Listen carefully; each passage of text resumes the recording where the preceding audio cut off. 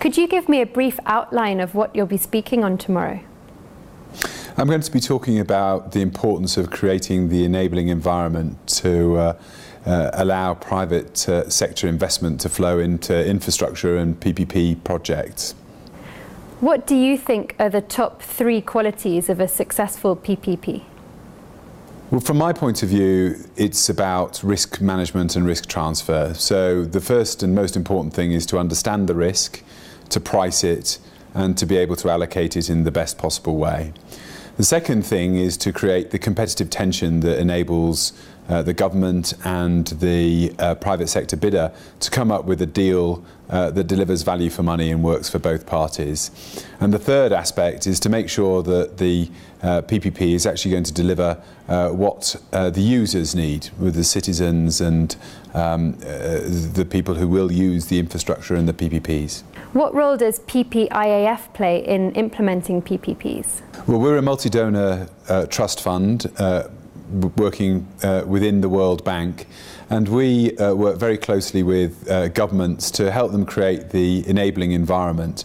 So that means we build the institutional capacity and help them develop the right PPP laws, support PPP units in terms of the programs that they're going to execute, and also work at a subnational level to establish the creditworthiness of municipalities and utilities.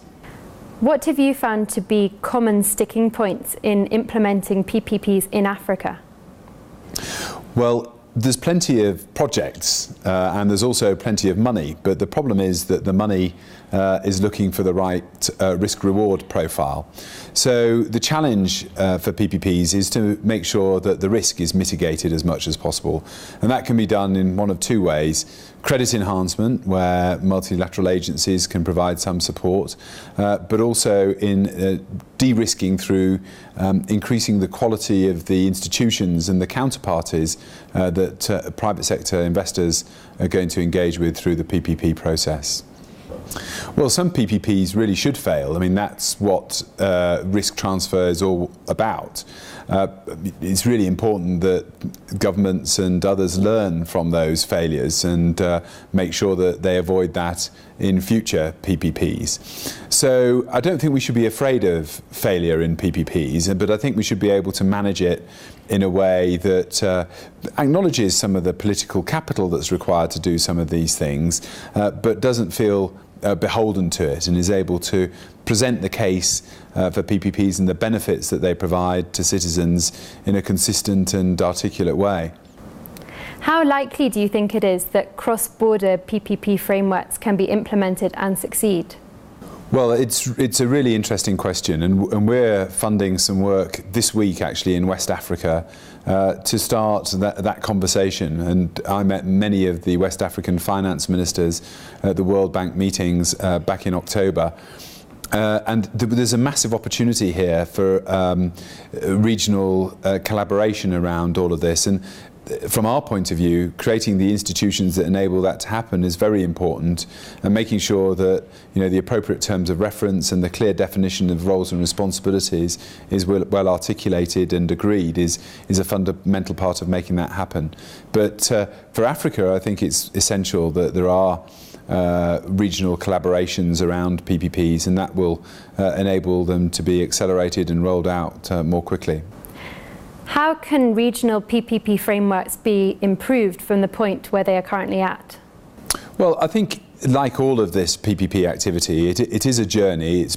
It's important to be very clear on what the objectives are, and then I think it's a matter of making sure that people are willing to participate in that journey with the right spirit, and that they're able to engage in it with the right level of support from international donors and other parties, and the appropriate learning environment and capacity building environment that means that people identify and acknowledge their mistakes and learn from them and are able to do better PPPs in the future.